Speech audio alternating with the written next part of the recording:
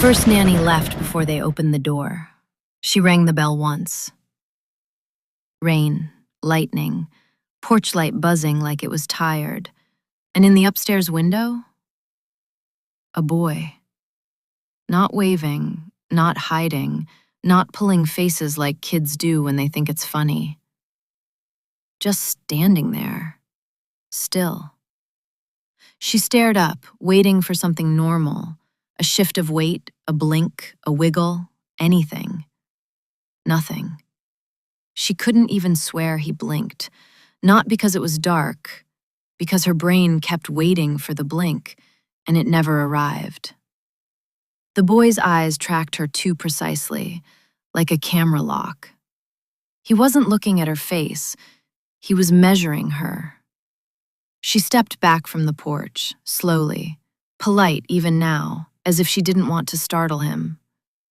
Then the boy's mouth moved. Not a smile, a word, a shape of a word, her name, like he already knew what to call her. The door stayed closed. She straightened her jacket, checked her watch like she'd just remembered a conflict.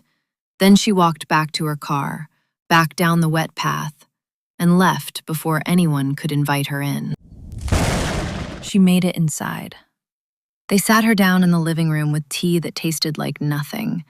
The kitchen behind them was spotless. Too spotless. Clean like it was waiting. She asked the normal questions. What is he like? What time is bedtime? Any allergies? Mrs. Sanders smiled too carefully. He's imaginative, she said. Mr. Sanders added, like he was repeating something rehearsed. Really imaginative. Sometimes.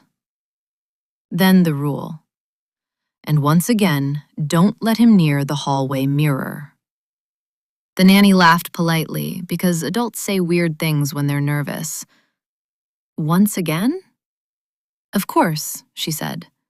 Can I meet him? They called upstairs. A minute later, the boy appeared at the top of the stairs. Big head, sharp chin, mouse-colored hair. He came down without sound and stopped one step away from her. Too close. Too still. The nanny smiled, bright and professional. Hi, Jacob. What year is it? The boy asked. She blinked. What? I need to check. Check what, sweetie? The boy lifted his hand and pointed, not to her, not to his parents, toward the hallway. Mirror. His parents flinched, not dramatically, just a tiny tightening, like they were holding something in. The nanny laughed again, softer now. Your parents said you can't go near it. The boy didn't argue.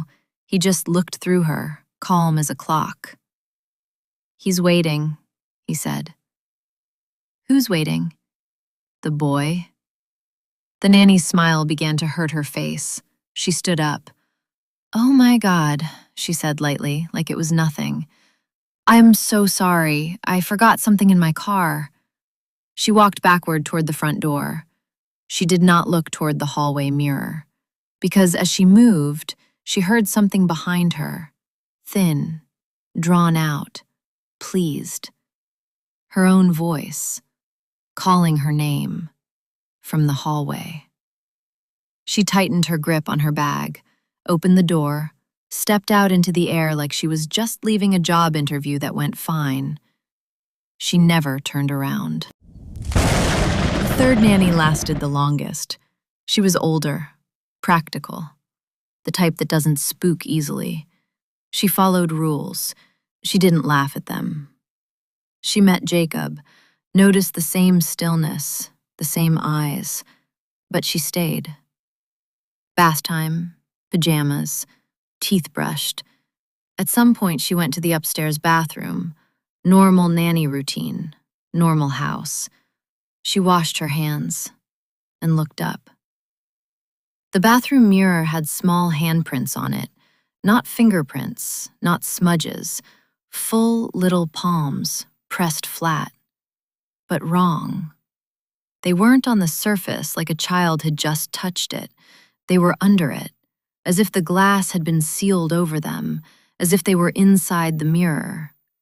And the stranger thing, the prints weren't oily or dirty. They looked like fog, like steam that had been trapped and kept its shape. She wiped at them. Nothing. She leaned closer. Her own breath fogged the mirror where she exhaled, normal, quick haze that disappeared. But the little palms didn't fade. They didn't react to cloth or water.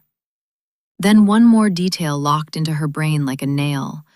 Some of the handprints were overlapping, like someone had been pressing again and again, trying different angles. The third nanny stepped back, slow, controlled. She didn't scream, didn't run. She opened the bathroom door, walked out into the hallway, and there, in the entryway, she saw the mirror in the dark frame, cloudy, tall, not reflecting properly, like a polished tray, metal pretending to be glass. She stayed at a safe distance, and then she understood something the Sanders had not said. The rule wasn't for Jacob. It was for whatever answered him. She went back upstairs, grabbed her bag, grabbed her keys. Jacob stood in the doorway of his room watching her, still, studying. He didn't ask her to stay. He didn't ask where she was going. He only said, like reading a line he'd read before, "The real nanny leaves." The third nanny left her phone behind by accident, or on purpose. She never came back for it. When Mrs. Sanders found that phone later, the only thing on the screen was a typed note. No punctuation, no explanation, just this: "Don't touch the handprints. They're from inside." After the third nanny, the Sanders didn't post another babysitter wanted ad.